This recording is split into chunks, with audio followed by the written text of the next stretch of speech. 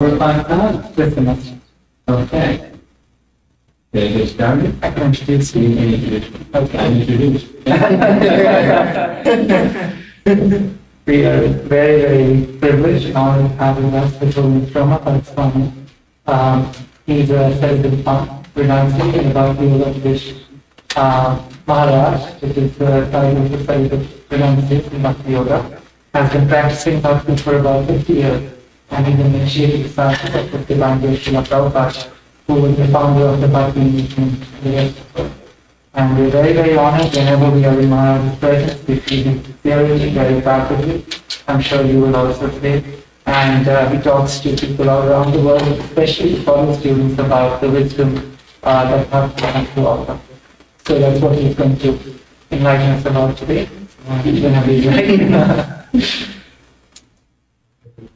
The lights go out, you can see the screen better. Yes. Good. Very good. Very good. Okay. We can go. Okay, we can see each other.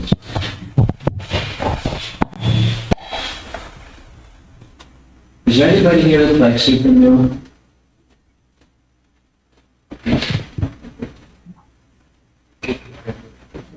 This is my second meeting, but Your second meeting? yeah, but I attended a Hare Krishna festival. Okay, so you have it. Yeah, not me. Look who's here. Wow. Wow. Awesome. You're speaking so steadily. I see. Make yourself comfortable. I have two questions for you. You have two questions? Would you like us all to have them on? Is that preferable? You know your audience, your IP is safe. In Buddhism, there's 16 people. Although they're one of them is a medical doctor, they had booster shots that got COVID. The last week. One person just in Baltimore. Nice.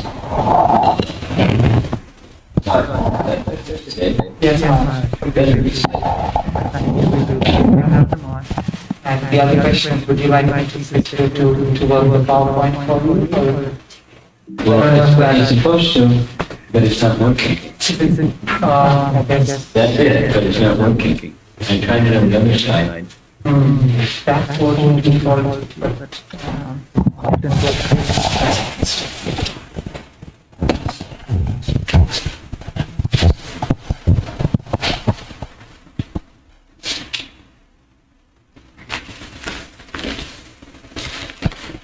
Let's see. Gonna work or not work? It says people cannot be identified.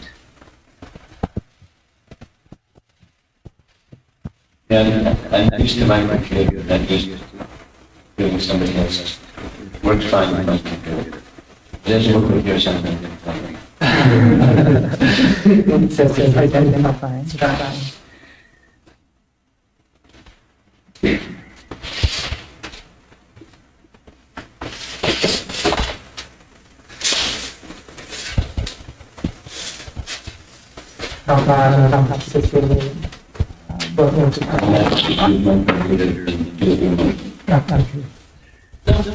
We just unplug this and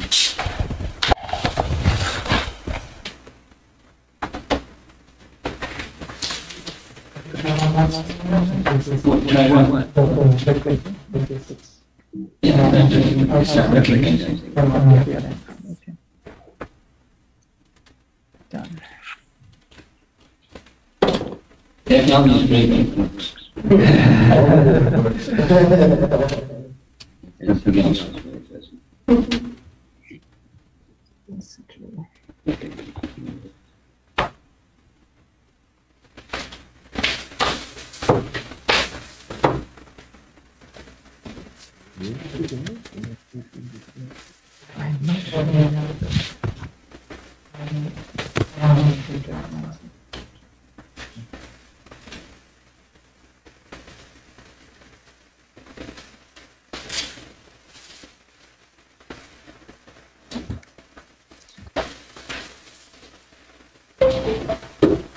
looks like I will be then.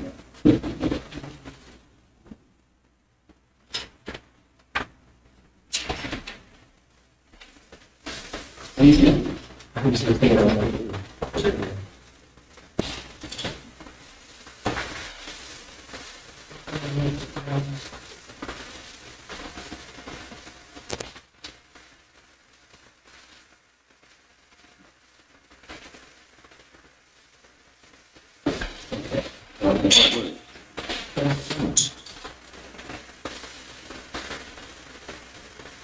Okay.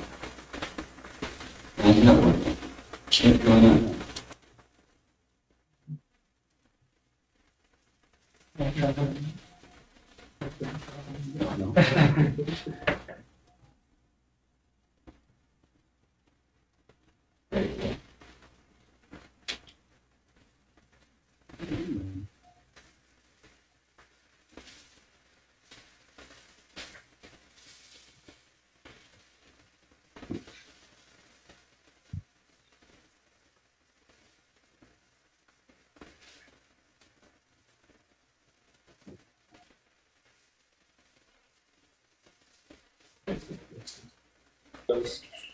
I don't know if you see all this, but it seems to me that if Main Chief and East Fifth Chief were doing business together, you'd be able to see that sign in here. But it is possible that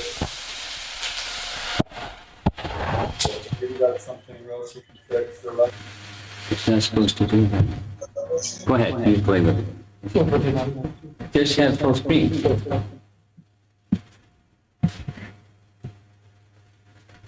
It may have to do with all the wires we have plugged into this computer.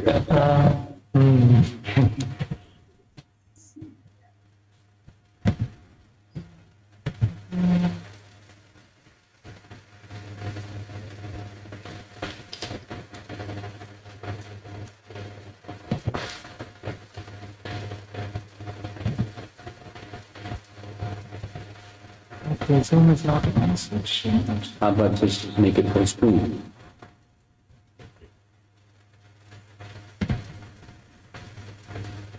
No. it's on presenter mode. I think, Maharaj, there is something here. Oh, there we go. Okay. Well, any questions?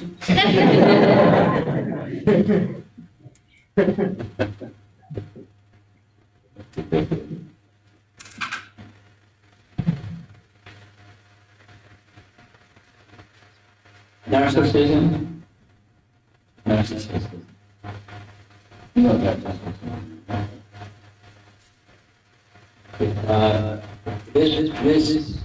The topic of narcissism has been studied by professors in universities. Largely, the topic has come up in relation to millennials.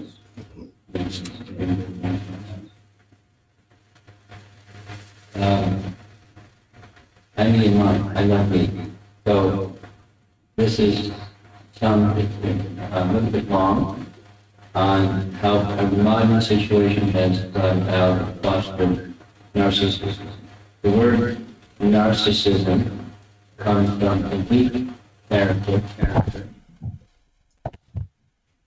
Do we need this?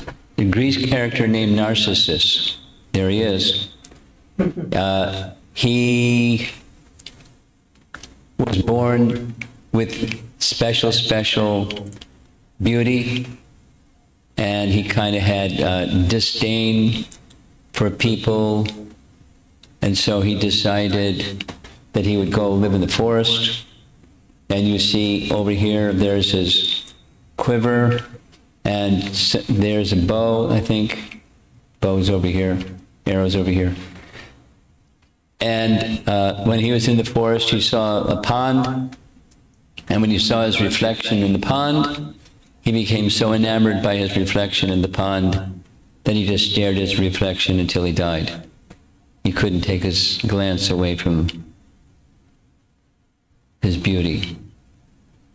And he expired. That was the end of Narcissus. He was a hunter. known for his beauty. And he disdained those that loved him. So the same. He lost his will to live. He stared at his reflection until he died. So Narcissus is the origin of the narcissism. So someone's overly attracted to their own physical appearance. Obsessively attracted to their own physical appearance.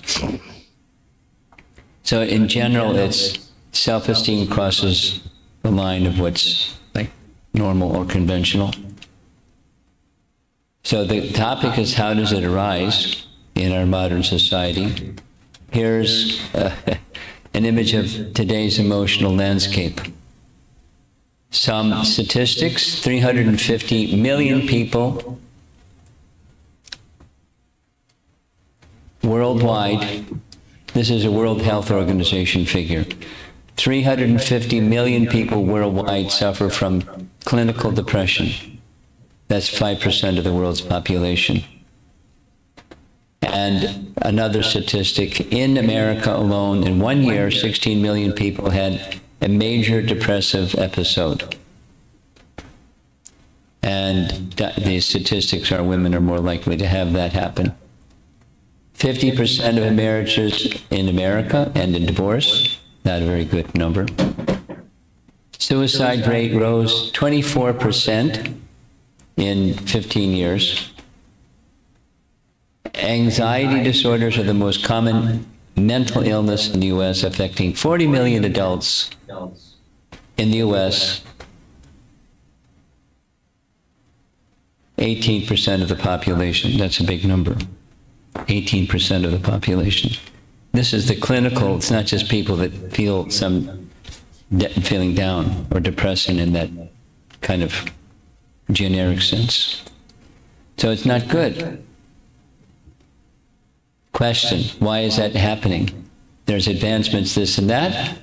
Why are people more depressed and unhappy than before? So there's a lot of studies have been done on this. I don't know if you can read it so carefully. It's not, the focus isn't so great. Here's, on this side is the number of years between this year and that year. A little better. So let's go down to the millennials. People who were born anywhere between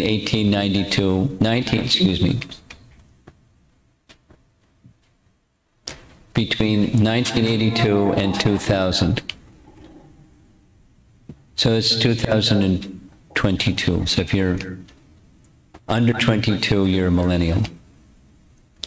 And this is, something, name, nomenclature, echo boomers, there's the baby boomers, and the babies of the baby boomers are the echo boomers, Generation Y. And the important here is there's defining moments.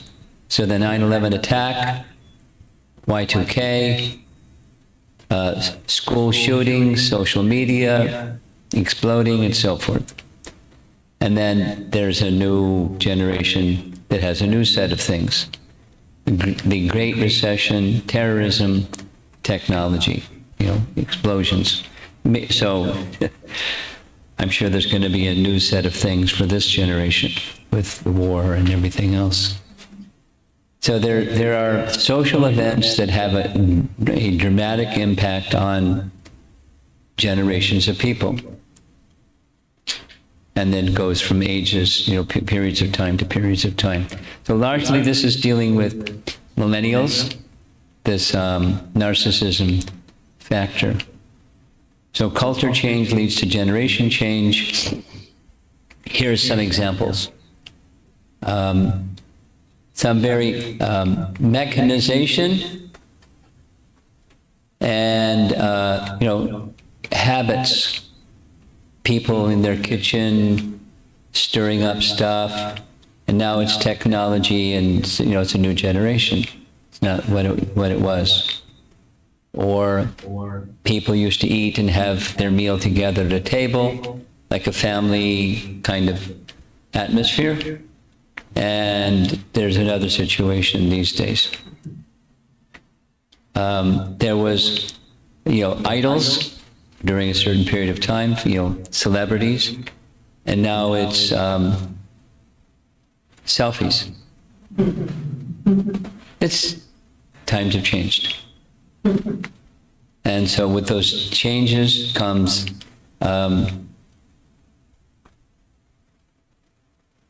behaviors that also change. Individualism in the modern times stand out somehow or another. More focus on the self, less focus on social rules, for sure. Narcissism, what matters most is how you see yourself. And the pumping people up to have them hear again and again, you can achieve anything. Follow your dream, believe in yourself, don't give up. That's the title of a book. So there's I can, I will, and the story. So there's messages, public messages that love yourself before you love others. There's messages that are very common in the narcissistic society. The increase of use of such phrases in our literature over the last century, there's ways of evaluating how terminology appears. There's very complicated charts, but here's one of them. This, at the bottom one is, from the year 1900 to a little past 2000, maybe 2020. You are special. Kind of sharp incline. Believe in yourself. That's a really sharp incline. Love yourself. Ooh. And so there's ways of finding where these terms appear in modern literature compared to previous literature. And there's other terms, but the trend is clear. And so we're a product of our times. Some who study this, they call it an epidemic. What does that mean? We know what epidemic is. Affecting or tending to affect a disproportionately large number of individuals within a population, community, or region at the same time. And pandemic means all over the world, but epidemic is, some people that study this call narcissism an epidemic. In fact, they have a narcissistic personality inventory, a group of people that study this. And it rose as fast as obesity since the 1980s, and even more since the year 2000. I, me, myself, and I. I love me, myself, and I. The narcissistic candidates for president, they have a narcissism amongst presidents, people that study this stuff. Most narcissistic, Lyndon Johnson got #1. That chart may change. Number 45, president. And, both men and women, instead of saying, slogan like peace and love and joy and happiness, it's good morning, handsome. And the point is, it's everywhere.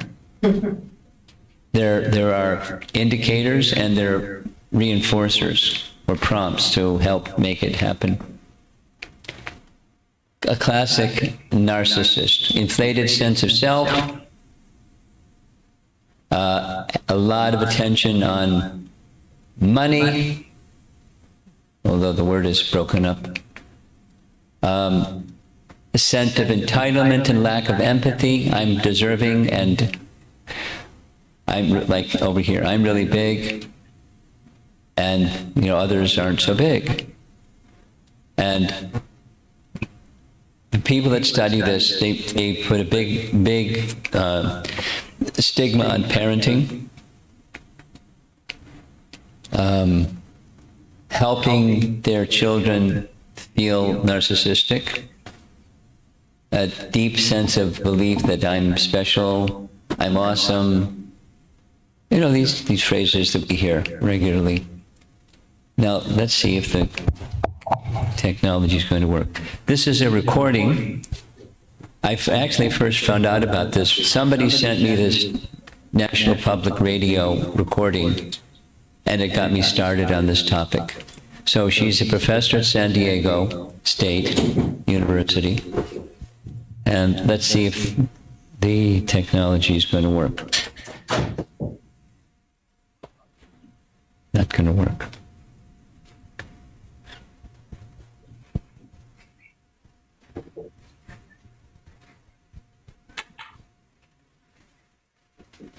Oh boy.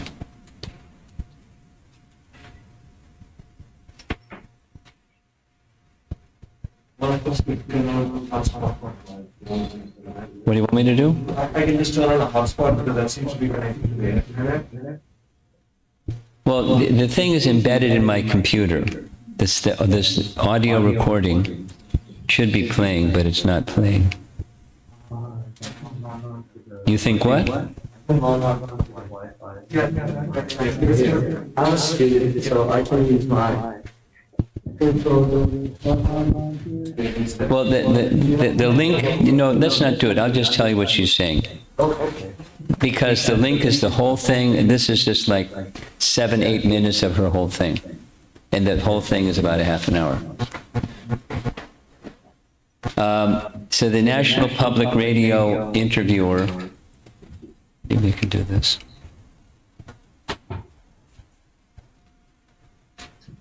Too many wires. Whoops. We just lost her.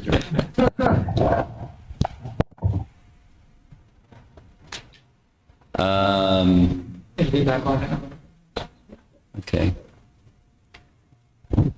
Try taking this one out, see what happens. Picture of individualism. Oh, there we go, look at that. Helping us when it comes to achievement, but it might actually be counterproductive.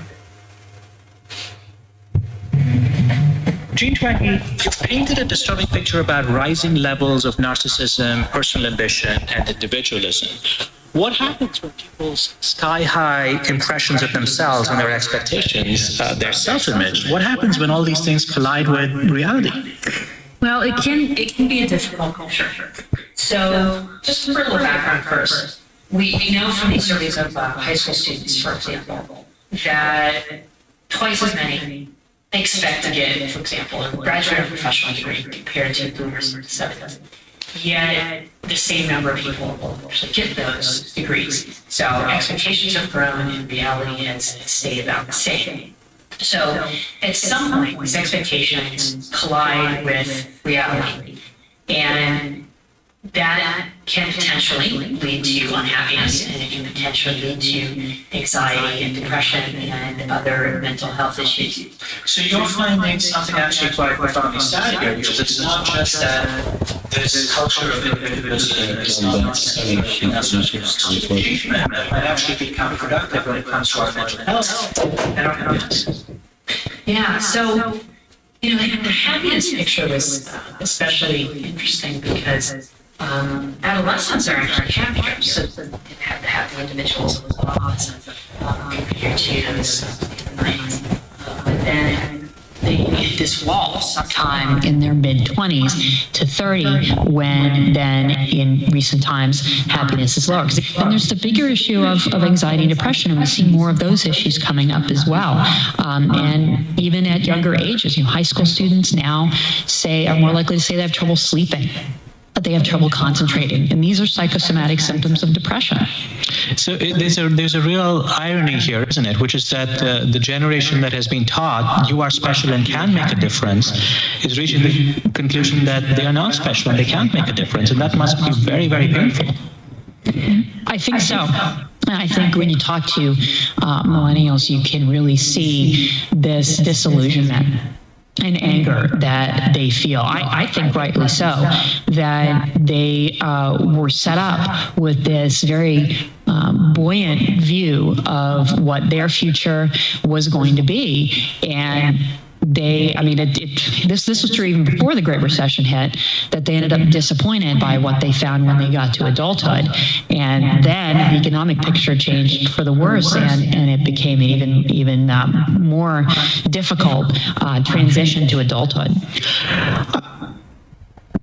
Get the picture. I'm going to plug this one back in, which was causing the problem, so we couldn't hear.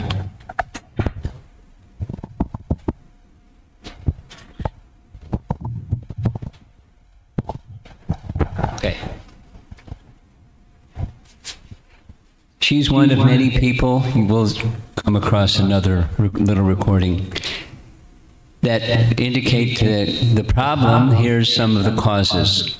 The big one that the people that study this say is failed parenting, such as, pumping their children up, you're special, you can achieve anything just because you want it. I've been to many homes, there's a whole section in many homes where there's participation trophies for the kids doing whatever. They have this term, helicopter parents. Have you heard that term before? Yeah. Rather than letting their kids grow up, they pamper them and give them everything and everything and everything and everything, so they can't learn on their own. They're very dependent. It's not, have good intentions, for sure, and then the byproduct doesn't match their plan. The influence of technology has a big factor.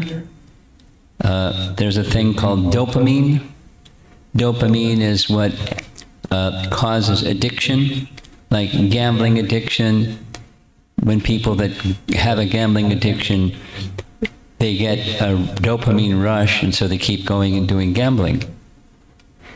And it's a neurotransmitter that helps indicate pleasure to the brain centers, certain parts of the brain centers.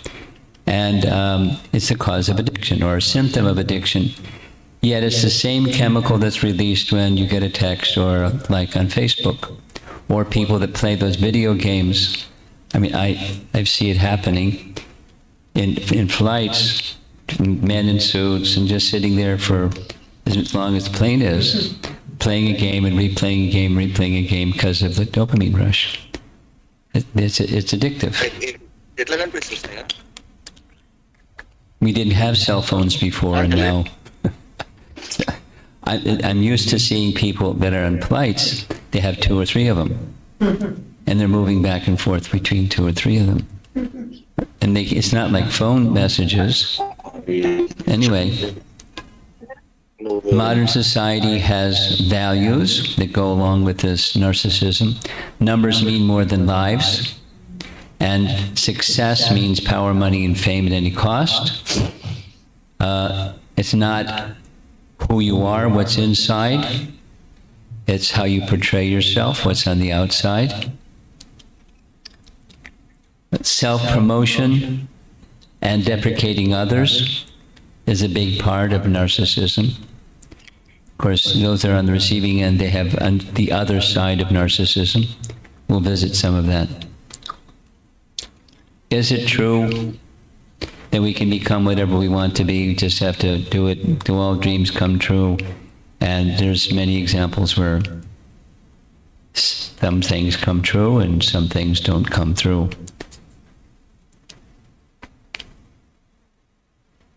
Power, money. Then, supposing, like Jean Twenge was saying, if I think I'm so special, why try? Because I'm special. Harboring inflated self-esteem without accomplishing or putting effort to genuinely build self-merit may dissuade one from actually achieving it. So there's some studies of ethnic groups in the US. Those that have the lowest self-esteem, that means they think they have to work very hard, are the best achievers. Asian Americans from their country of origin, 93% feel that way. And on the other side, their income compared to the non-American born personalities, much less. Those who have high school education and greater The largest percentage over here, it shows on the right side, 70% Indian, 53% Korean, Chinese, and the US population, 28%. So it takes away incentive to apply yourself to achieve something if you think you're already there. Outcomes, appearance obsession, what do you call it? Plastic surgery, is that what it's called? Cosmetic surgery. I met somebody, I won't say where, they were like 15, they said, you know, how's it going? And the first thing they said is, I'm saving my money so I can get some cosmetic surgery.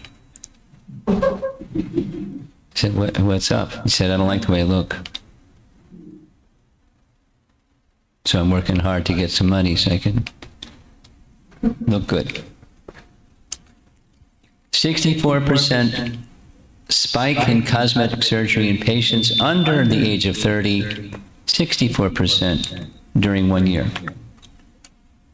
And, you know, doing things to the body to make a mark of distinction of who you are, and this is my individuality, and defining oneself uniquely. And that picture of the one standing out, like what makes me different is the outside. I still live with my parents. Percentage of 26-year-olds still living with their parents has doubled since 1970s.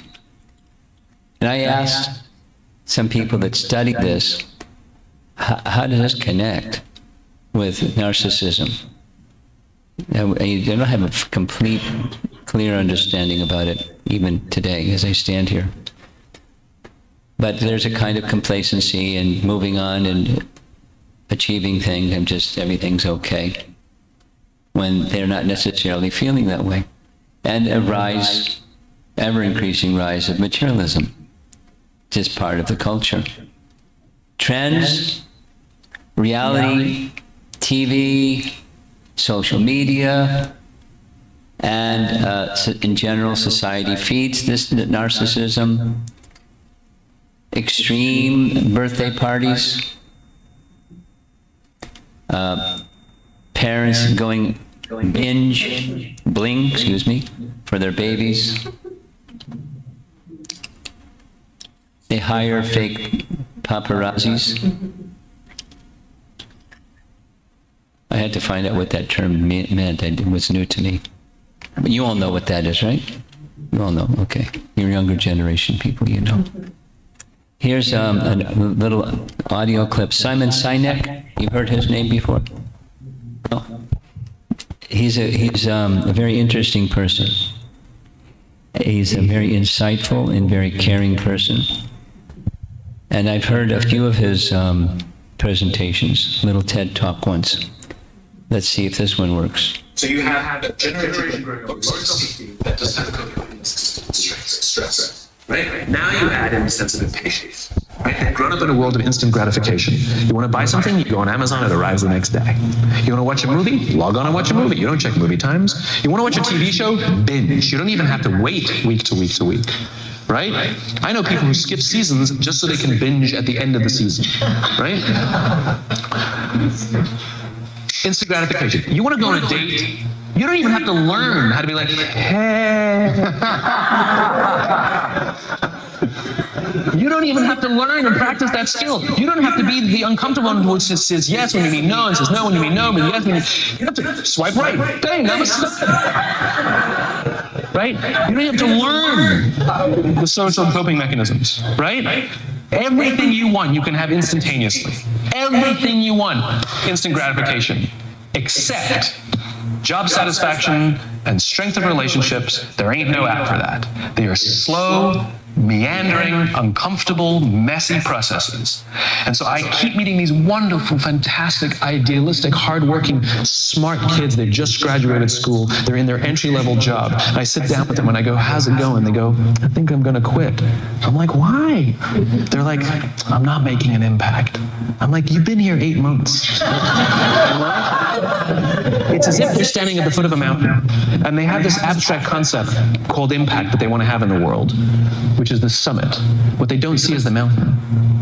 I don't care if you go up the mountain quickly or slowly, but there's still a mountain. And so what this young generation needs to learn is patience. That some things that really, really matter, like love, or job fulfillment, joy, love of life, self-confidence, a skill set, any of these things, all of these things take time. Sometimes you can expedite pieces of it, but the overall journey is arduous and long and difficult. And if you don't ask for help and learn that skill set, you will fall off the mountain, or you will, the worst case scenario, and we're already seeing it, the worst case scenario is we're seeing an increase in suicide rates, we're seeing an increase in this generation, we're seeing an increase in accidental deaths due to drug overdoses, we're seeing more and more kids drop out of school or take leaves of absence due to depression. Unheard of. This is really bad. The best case scenario, those are all bad cases, right? The best case scenario is you'll have an entire population growing up and going through life and just never really finding joy. They'll never really find deep fulfillment in work or in life. They'll just waft through life, and it'll be just, it's fine. How's your job? It's fine. The same as yesterday. How's your relationship? It's fine. Like that's the best case scenario. A sensitive man. And I'm going to plug this back in again.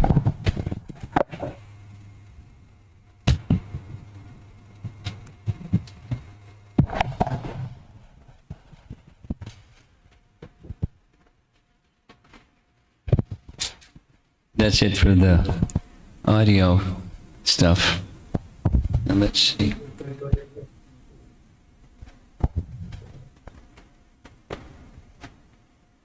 But the auto advance stopped somehow.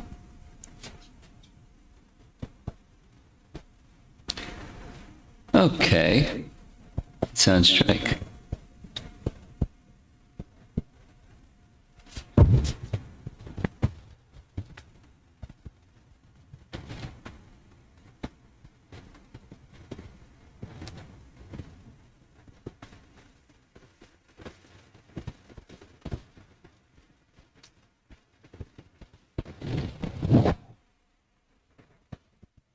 Do you want to do your magic again? You know, you got too many cables in this machine. Okay. So that was the audio, and here's the visual. Effects on a personal level: psychological health, depression, trouble sleeping, suicide tendencies, loneliness, anger issues, you know, on the rise. All of these. You see here's narcissistic males have higher cortisol. Anyway, they have lots of papers done on this. Physical health, higher levels of stress hormone, cortisol, high blood pressure, heart problems, shallow relationships, lack of commitment, prone to aggression, tendencies. Effects on society, challenges in the workplace, a weaker sense of community. One of these Omaha, Nebraska mall shootings, the motivation was he would make the guy famous, so he went out and did what he did because he'd get attention. Phew. Very dangerous place. What to do? That's the, you know, what it is, here, then is the why, then comes the what to do. So there's some simple things that is going to start with parenting. It starts with introspection, recognizing it's within or within people that you're close to, see what the symptoms are, recognize it, be honest about it. they, the people that study this, parenting, instead of saying you're special, let the child know that they're loved, rather than saying you're special. Teaching values, modeling values and teaching values. Expressing gratitude, humility, respect, taking responsibility. So, mentoring, this is a big one. It's kind of obvious, but it helps to somebody that's wise and someone that's can communicate well, appreciates values that are important. I mean, it is part of culture, but when culture breaks down, that's missing. Balanced use of technology, this dopamine addiction thing. It's not that computers, when they're hooked up properly, are bad. But too much is too much, or too much technology, so that you can be present with people. It's a common thing to see people walk down the street. He's on a phone, she's texting, and they're not having anything to do with each other. You know what I mean? So it's like very common, very common. It's depersonalized life, unfortunately. It has its place, but let it take its place and invest in relationships. Try to establish a proper work environment, or here in school, where there's collegiality and camaraderie amongst your peers and people that you are around. So all of those are good, and they're not good enough. It's a good start, but there's something incomplete. Now we're going to go to the spiritual perspective. The spiritual perspective is the root of narcissism is there's a need that's not being met. And what's that need? We need to love and be loved. That's universal. And when that's not met, you're dealing with other things than the person. You're not feeling fulfilled, they're not feeling fulfilled, and then the big hole that's inside, you look to fill it with something else. So here's Bill and Marcy. She's the classic narcissist. And then there's Bill, who feels unworthy of love, unworthy of compassion, doesn't feel compassion towards others, feels deeply flawed within. That's the flip side of the narcissist, because they're on the receiving end. So neither extreme is wholesome. There's something that's in common is neglect, from the parenting side. And you get the idea. Good parenting, this is people in this profession. Yeah. More is a holistic solution, that is understanding who we are inside, the self. And that leads to a spiritual conception, who am I? And knowing who you really are, deeper inside and keep going in deeper inside. Not just your behaviors or your values, but who you are that's not changing. You with me? There's an image that's not being shown here, but I like it. It's an iceberg. The tip of the iceberg, what's below the surface of the water, and the bottom of the iceberg. So culture, iceberg, is behaviors and speech and observable things. How people dress, how people talk, how people, carry on their activities with one another. That's the tip of the iceberg. And that tip of the iceberg below the surface of the water is the values that people hold, because values drive behaviors. And one affects the other. And that at the very bottom is who you are, or truths that are not, they can't change over time. Like values can change and behaviors can change, but there's some things that are unchanging. That's the idea is, I'm going offline here with this presentation.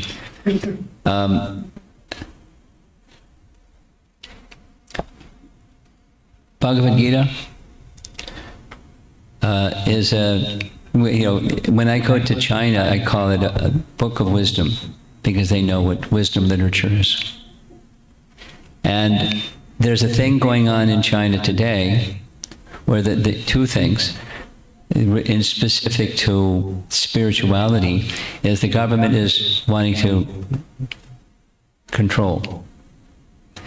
And then, in one sense, I can understand why. They have this massive population, and if there's more allegiance to a religion, then it diminishes the allegiance to the government. So they want to keep religion down in allegiance to the government. So, without explaining how they do that, they do that. And the other thing that they're doing is they're promoting Chinese characteristics, which means many things to many different people, including the government. But one of the things they're promoting is Confucianism and Lao Tzu and Taoism and things that are from China, but there's no soul and there's no supreme in those characteristics.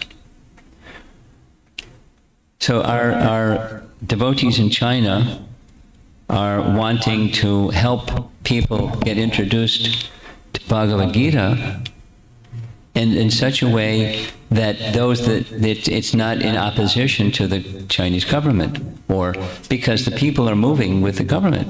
There are lots of people into the Chinese characteristic propagation. So how to help that mission? So we're undergoing this little experiment. There's the devotees from Oxford University. There's some professors and some devotees that got together and put together 6 Gita values. So the Gita values presented with a little paragraph, simple. Then how does it apply in China? What slogans and what poetry and what personalities taught it? Then somebody that's really well versed in the history of China and expand on that, and then present the Gita values. But one thing that's missing in the comparing of the two is what's at the bottom of the iceberg. The persons that I have found this, and I just heard it recently from 2 that are doing this, when the Chinese people hear about the spirit soul and you're not the body, they go, wow, tell me more about that. What's that bottom of that iceberg like? That's, what's the real me? Because they accept reincarnation, and the values of Gita, the values of Vedic culture, and the values of Chinese culture are very similar, because values are values. And behaviors, it may vary by dress and so forth, names and so forth and so on, but the culture of caring, the culture of charity, there's culture. It's within the people. It's very nice, very attractive. I could give examples. Come on in. But what's missing is the soul. When you ask what's reincarnating, you get a shrug of the shoulders.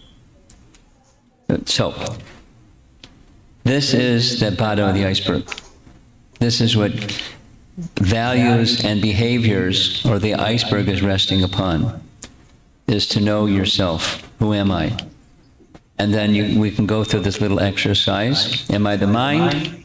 Well, we can observe the thoughts in the mind, but I'm the observer of the thoughts in the mind. I'm not the thoughts. Just like clouds passing through the sky. I can see the clouds, but I'm not the cloud. I'm the observer. So the thoughts and emotions and everything, what's in the mind is not me. Am I my emotions? Those are coverings, or like masks, but that's not who we are. They come and go with time. Okay? If I'm not the mind, maybe I'm the body. But bodies also come and go, and they change in the course of time, and then at some point they're kaput. And something goes on. Something goes on after that. So what's that something that goes on after that? Scientists say all cells within the body in a period of 7 years completely change around. So supposing somebody here is 21, that means you've had 3 bodies already.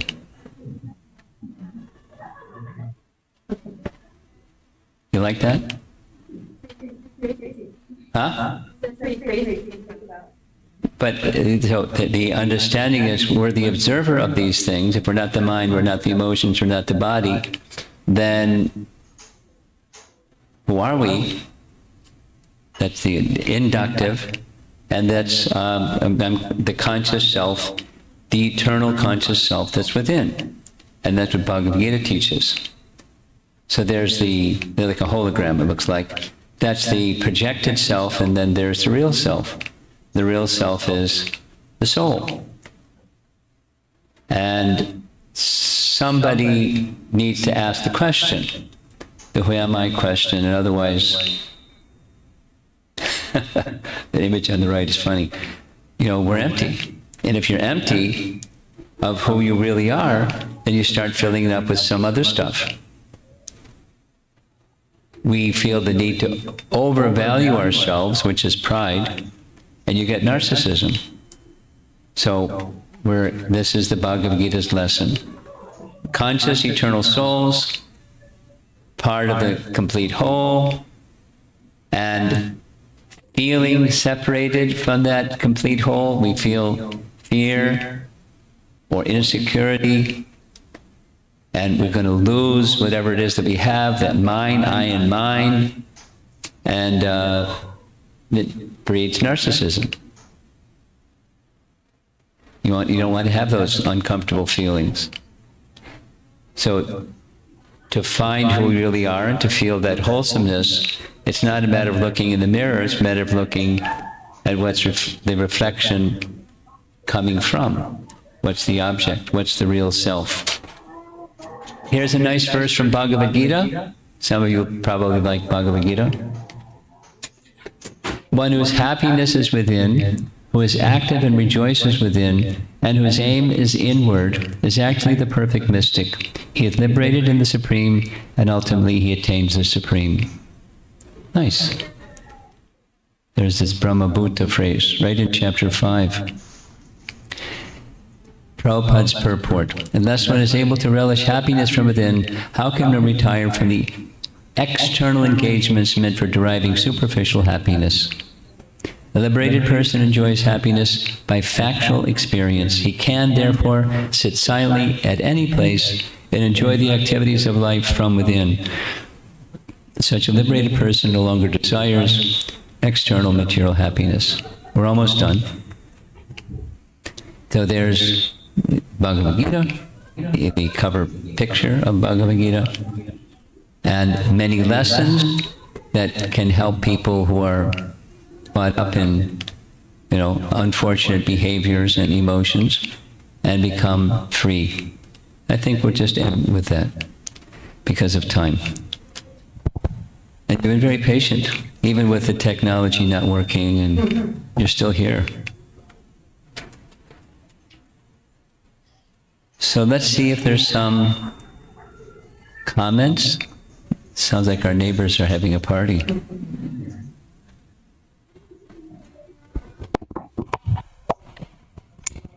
You have a second microphone? Okay. Take it away. If anyone has any comments or questions, please. Oh, right. I thought you'd have your hand up.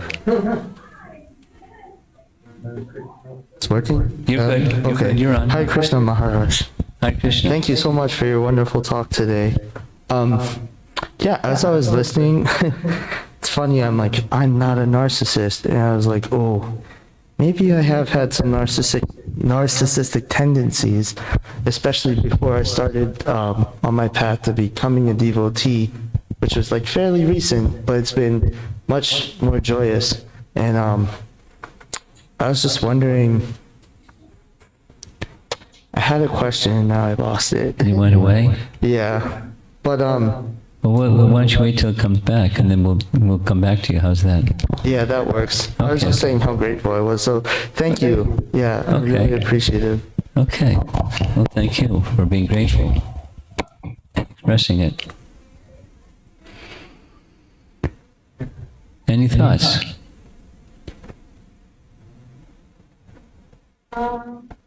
Try. Yeah, I also. Is this? Oh, yeah. Thank you for your wonderful talk. And like Sam, I think while you were talking, I also found myself catching myself saying, "Oh, yeah, I can be guilty of that." And like you said, realization is kind of the first step. So Yes. I don't know. I just feel grateful that I'm able to analyze myself in that way. Good. And kind of without judgment, but also like, oh, this is how I can actually improve. Okay, good. Well, commonly, the sociologists, there's a group of sociologists, not everyone agrees amongst the sociologists, but man is a product of his times. So that was what at the beginning. There's a series of prominent things going on in the world that have a very strong impact on how we feel, how we think, how we interact. And it's really hard to step out of that and be yourself. So some things of being yourself becomes like this, cosmetic, or not who you really are, and that's like who you really are. You start identifying with who you really are, and that's who you really are. And it's hollow inside. So it takes a thoughtful person to recognize, hey, that there's a trend. I want to get more in touch with who I really am and what's really important to me.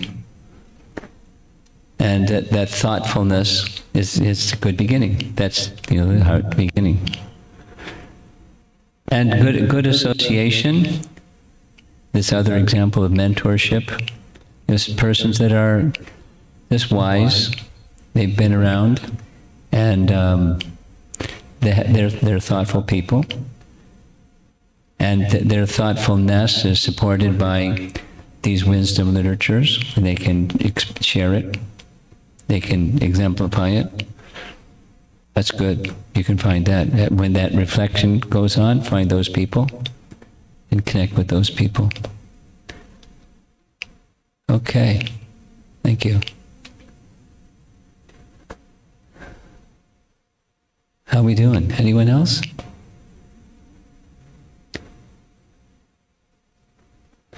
Yeah. Thank you. I was wondering, is it like narcissistic to be ambitious, to achieve something, to achieve something in life? No. Like materialistic? No. That's normal. Narcissism has these two extremes. I don't try because I think I'm already great. Or I'm unworthy because other people are great and I get low self-esteem. So I don't even try because I'm unworthy. So those are two ends of the spectrum. Then comes the question, in response to your question, what is it that's worthy of you? Not that you need to answer me, but you need to answer, each of us needs to answer ourselves. A little sharing. This is not Bhagavad-Gita. This is Viktor Frankl. Have you heard his name before? Viktor Frankl. Viktor Frankl. Oh, he's saying no, she's saying yes.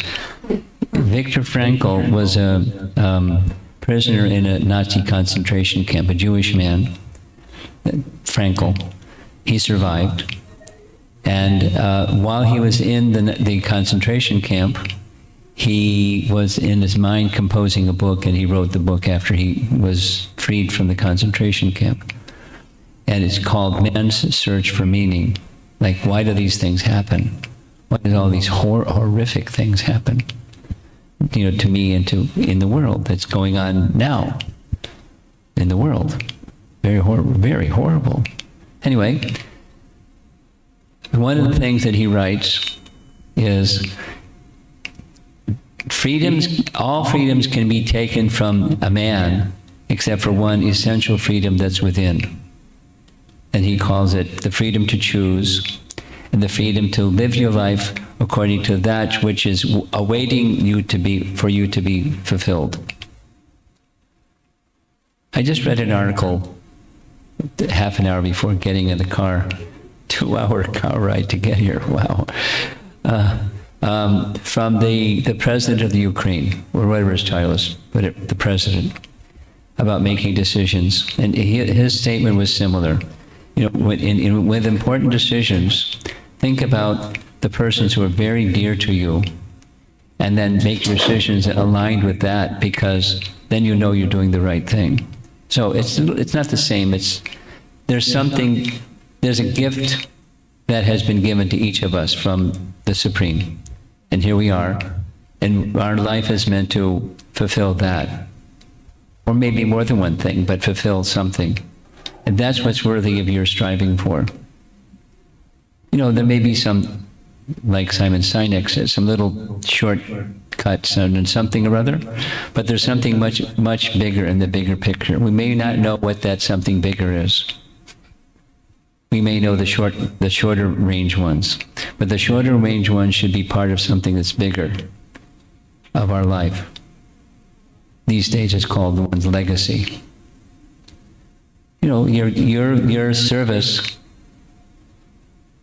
to God, your service to, we'll say, service to Krishna, and then the persons around you who your life is intersecting with, your family and your friends and that circle, and then others, and then the bigger circles and bigger circles. But what's that's awaiting you to be fulfilled? That's Viktor Frankl's message, and that gives strength. It gives purpose. And this concern for narcissism is gone, because there is a meaningful purpose that connects you with the Supreme, and that's who you are, and you're working towards that. In little pieces, that's fine, but there's the mission of life, the gift of life that's been given to you, and I want to see that that's fulfilled. So the doership, that's a risk from Bhagavad-Gita, like I'm going to go and do it. That's a risk. That's not narcissism, it's just false ego. We're servants, and there's a Supreme, and we're requiring some descending mercy in order to fulfill some higher purpose. That's bhakti, as opposed to false ego. Thank you. Okay. That was a quick Bhagavad Gita class, by the way, in 4 minutes. Anything else? You remembered? Okay, here comes Bhakta Mike. Hare Krishna. So where should we draw the line between narcissism and self-love? Oh, well, if you know what the self is, you don't have a problem. And because in the spiritual sense, the self is part of the Supreme. So real self-love is love of the Supreme. And not only does that self-love, but all others, because they're also parts of the Supreme. That's the line is. Illusion and reality. Know who you are. With the spiritual sense of knowing who you are, not the material sense of who you are. And then that's where the line is.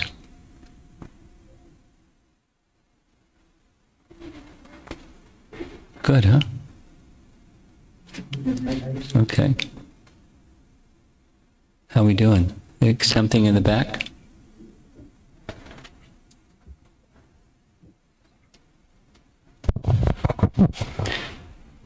I want to get more clarity on the difference between the false ego and narcissism.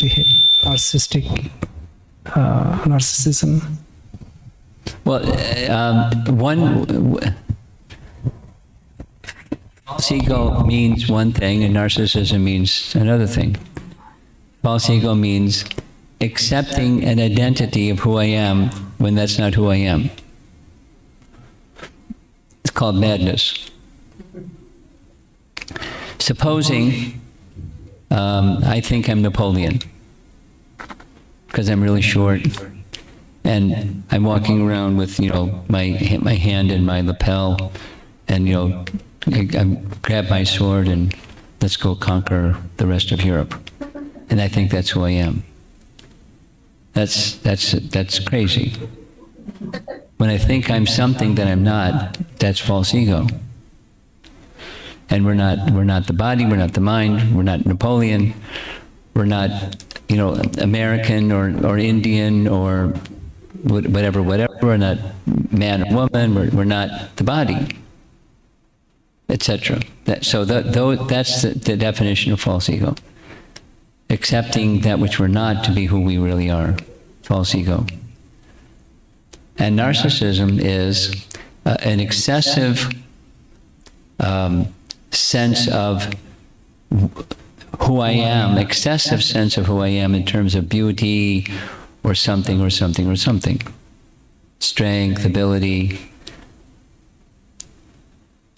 Filled with myself, obsessed with myself about the outside, the appearance of how I appear to others in this world. Okay. You can say there's some overlap, but there's not. The terms mean something different.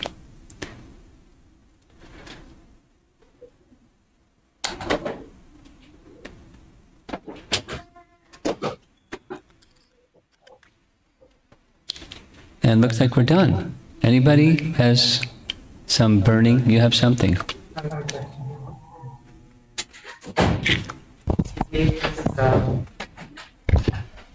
So you showed this powerful image of how thoughts and emotions. How what? Thoughts and emotions are like clouds passing in the sky. Yes. And there are different clouds at different times, and they just pass by. And I was going really fast because I'm sorry. But I was a little concerned about time. But that was really, really powerful, I thought. And I was wondering what to do about the fact that there always are clouds. Even though those clouds are temporary and they're passing by, the mind always has something to worry about. And it doesn't seem that there is a time when there are no clouds to speak of, or that we are just the observer and not identifying with those clouds. Well, there are different teachings on this topic.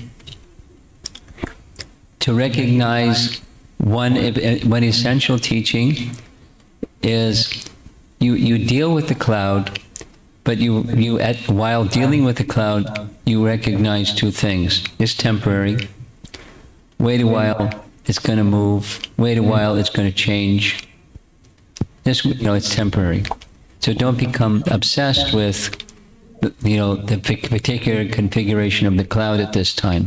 You act in responsible and meaningful ways as is called upon. But it's temporary.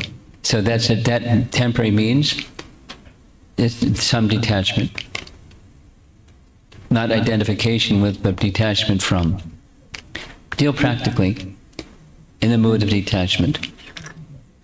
And the second part is, now that you've become a little detached and you're not like all the time absorbed in the cloud, you go inward. That verse from the 5th chapter.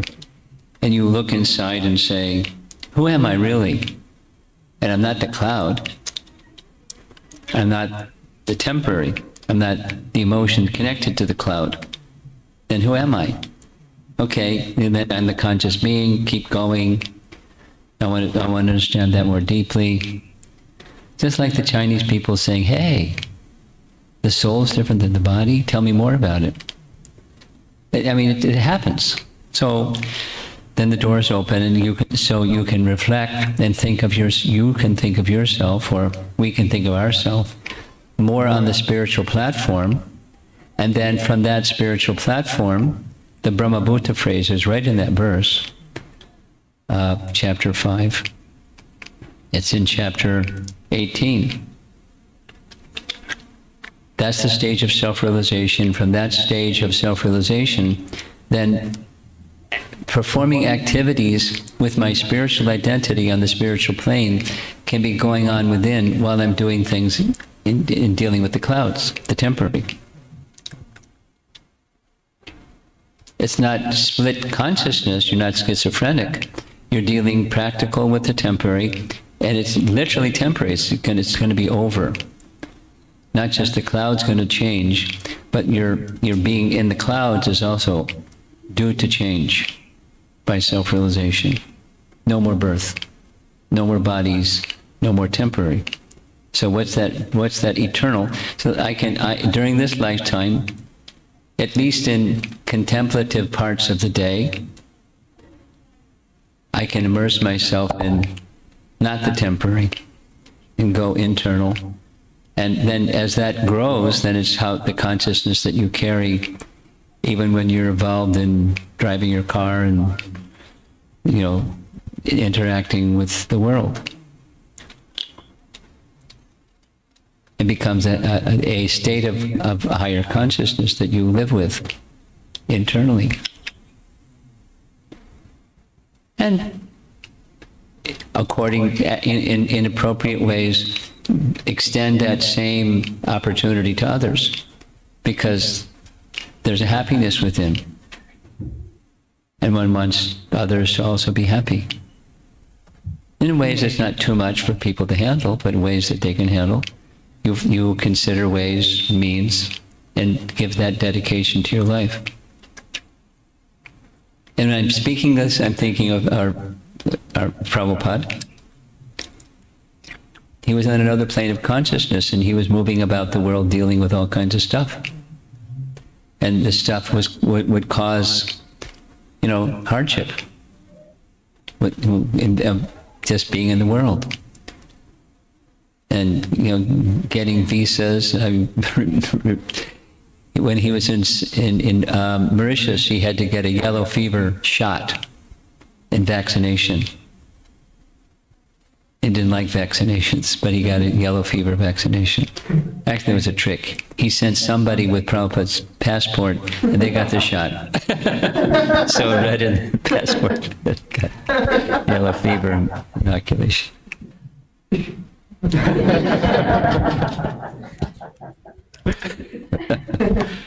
Thank you, Raj. You deal in practical ways, but internally, you're with Krishna, put it that way.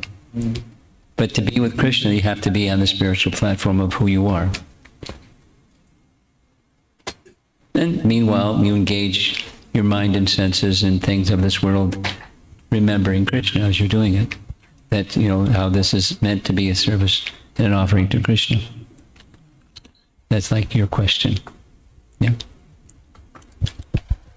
Thank you, Maharaj. Okay. It's 7:30. Do you have more time, or would you like to end soon? There's more questions. I'm happy to be with you all. And if there's no more questions. Sure, you have a question? Yes, Maharaj, thank you for the wonderful presentation. Now, let's say we do understand, as you mentioned, the difference between being narcissistic and something that is truly beneficial, and we have some efforts and plans in that direction, but we're constantly our attention is diverted. We're distracted by these things, like you showed, the dopamine was at it. Yeah. How do we stay focused on this path? Practice and regulation. You spend X amount of time doing those things because it's useful, and beware that there's a tendency to let that suitable amount of time extend over and over and over and over. So you become regulated with a schedule, and move from one thing to the next thing. It's a quality of goodness is to be regulated. In your, according to Bhagavad-Gita, your work, recreation, your sleep, and your eating, just, be regulated. Not like obsessive, but, spend a certain amount of time. Have you ever written letters to Jayadvaita Maharaj by email? Yes. So those of you that don't know him, he's a nice devotee. And he has this little thing that he sends out. When you send him a letter, it says, don't expect a reply very soon because I decided to not spoil my life spending too much time on the computer.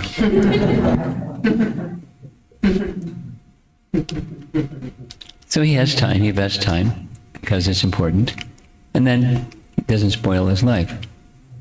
He does other things that he wouldn't do if he was spoiling his life. That's meaningful to him. Okay, I see a hand up right next to you.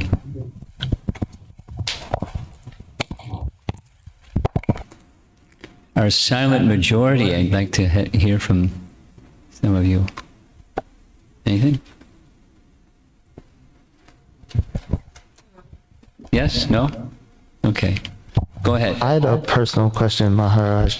So, like I said, I'm still fairly new to Hare Krishna, and I've just started my path as a devotee. So what was as a young devotee, what was the most important piece of wisdom that you learned from Srila Prabhupada? Well, that's pretty hard to say. But I would say something that I heard more recently is, I'll just read it this way. Can you take the microphone from him and bring it over here for this young man? Have you seen the movie about Prabhupada's life that Yadubhar put together? The Hare Krishna movement, the man who made it happen, and something. Okay, so there's a little segment where there's a footage where it's a TV studio, it's really clear. There's a talk show, and the man that's interviewing Prabhupada says, Swamiji, you came to America some years ago. There must have been some purpose that you came here. Would you like to share with our audience your purpose, the message you'd like to deliver to the people in America? And Prabhupada looked him right in the eye and said, to know yourself. The man was like, what? Then he repeated, oh, to know yourself. Prabhupada said, to know yourself. No, that's all that's shown. They probably unpacked it. But you unpack it, it becomes everything you need to know. Because to know yourself is incomplete without knowing your connection with the Supreme, because we're part of the Supreme. But know yourself doesn't just mean, I'm a good piano player, or I'm a good IT guy, or, I can kick a football really well or something. That's who I am. I'm a football kicker. Anyway, you get the idea. It's the real self includes understanding the Supreme and our relationship with Him.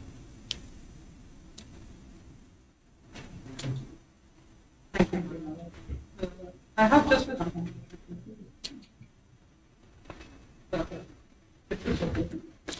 I'll trade you. Here, you can use this one. Thank you. So, one question. I saw that image where the girl is being ambitious. She wants to be the top. And I think this is something that I have been following for a very long time in my life. Excellence, initially in studies, then a job, then coming to graduate school. And sometimes I feel that I'm not very clear about my purpose. I know that I want to excel in what I'm doing. Good. But that purpose, that meaning of life, that how will this connect, that's missing. And sometimes I feel that it gets a bit toxic, that I'm focusing too much of my life energy on just doing the best that I can do for my career. sometimes I feel that even with all of this, I'm not realizing the true purpose. So how can I actually overcome this feeling? Is it just a feeling, or is it just... It's reality. It's... And you're articulating, I think, what her question was also addressing. So, mode of passion? Mode of passion is, let me achieve something. And then you pick something and you strive to achieve that something. And then comes the, I want to just do it, it should be excellent. I have that standard for myself. Largely, even people with culture, it's on the material plane. And it's not touching who we really are. And in part, it's not touching who we really are because it's not encouraged to touch upon who we really are. We're not richly rewarded for knowing who you are. You're richly rewarded for being able to perform with excellence. And you get trophies, you get awards, and you get pats on the back, and you get money, and you get stuff that money buys, and you're successful without knowing who you are. Which is what your question was. And when Sanatan Goswami, do you know who that is? You know who Krishna is? Okay. So, rather than going through that whole thing, he was prime minister of about a third or almost half of India during his lifetime when he was just in his 20s. He gave it up. And he went to ask, what am I? People consider me that I'm a very learned person. He knew 7 languages fluently. He was very wealthy, prime minister of a big, big territory. The fact of the matter is, I don't even know who I am. Kayami. And I don't know why there is suffering, the threefold miseries. So, your question is like that. And the answer that he got was extended, but what to do is ask the question internally, and ask the question from the right sources. And the right sources we learned from Bhagavad-Gita is through disciplic succession, not otherwise. There are other options out there in this marketplace, but the disciplic succession approach is what Krishna recommends. And find persons who are in disciplic succession who can help you take a look at that. Your question specifically is how to get over that feeling. And the feeling is not to stop striving for excellence in those things that you've worked towards. You continue to work towards them, but simultaneously ask yet another question, the who am I question. And the deepest level, and you just keep going because don't go shallow, go deep. It's not just a feeling. It's an awareness of one's true self. And with that comes, how do you know you've reached it? Prasanatma. Brahmabhuta prasanatma. Prasana means happiness. And Atma, it means the soul. A profound happiness within. Profound spiritual happiness within.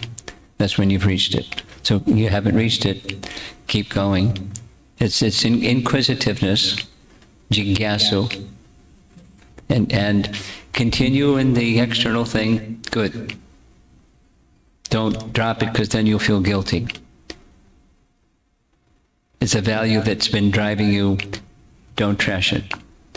But, it's not just change the channel, just add an internal inquisitiveness and connect with sources that you'll feel, like you touch electricity and you feel the shock. There's a bunch of wires lining on the floor. Only one of them is connected to the outlet. Touch them all and that's the one that's connected to the outlet. And then you stay with it. Slowly, slowly. Like, with the academics and other things that you've been working on, it doesn't come quickly. That was what Simon Sinek was saying. It's arduous, but, find the right connection. And stay with it. And somebody that can guide you along the way, that's really best. That was one of the answers I gave over here. Or a question. Someone that can guide you. Okay. The Bhagavad-Gita has general answers, and then that's the undergraduate study. Then you can go to the graduate study, and then you can go to the postgraduate study. It's the same answer at the postgraduate study as at the undergraduate study level. So become familiar with Bhagavad-Gita's message, along with the striving for excellence. It's difficult when you're striving for excellence to find the time, because you're busy striving. The common expression is, I have no time. But you have to make the time. And here's how time works. It's a secret. It's an open secret. Shh. You tell everybody it's an open secret. Time energy works in such a way that if you ask those questions, the time moves. There is the time. And if you don't ask that question, there isn't time. The energy will keep you so busy, there's no time. And you'll say, I don't have any time. That's because the mode of passion will keep you so involved in the external energy, the window closes, the door closes, you're suffocating. And when you ask those questions, time energy works differently. You still can accomplish all those things and have time. Each of us have our own experience, how time energy works differently when you have a spiritual connection, but it works. Let me tell you what mine was, or one of them. Once upon a time, I was a college kid, a few lifetimes ago. And I met devotees at the university I was attending. And I had read 7 Bhagavad-Gitas, somebody gave me Bhagavad-Gita number 8, this one. And I started reading number 8, and it was easy to understand, I couldn't understand the other ones. I'm puzzled, why? But I liked it, so I kept reading, and then I could understand. It's realization, it's not academic. That's why I couldn't understand the other ones, because it wasn't touching my heart, but this was. So then somebody gave me some beads. Started chanting. 10 minutes a day. Then it became a half an hour a day. Then I heard about 16 rounds. I thought, gosh, how am I going to do 16? I was in pre-med. I didn't have time. But I thought, I'm just going to do it. And here's what happened. It took 2 hours, and I felt so energized from those 2 hours of chanting, then I was able to do my academic work in less time. And when I was able to do my academic work in less time, I had time to read Bhagavad-Gita. Just from that, take a step towards Krishna, and he took 10 steps towards me. I wasn't planning like that, but the time energy moved because I took a step. Your experience and mine are going to be different, but the principle is the same. Time energy will work differently. As for lower living entities, as for us, for higher living entities, and during our lifetime, it's going to work differently. You make that spiritual connection, time energy is going to work differently. You'll have time for both. And then the sense of something's missing will diminish. The sense of fulfillment. And that the greater purpose of why I'm doing this excellence thing. And then you can start using that excellence in service to Krishna. Whatever your career and your life situation is going to unfold to be, you're carrying that with you. Yeah, it's a big step. Thank you for the question. It's a classic. I think we should end with that. How are we doing? Thank you again, Maharaj.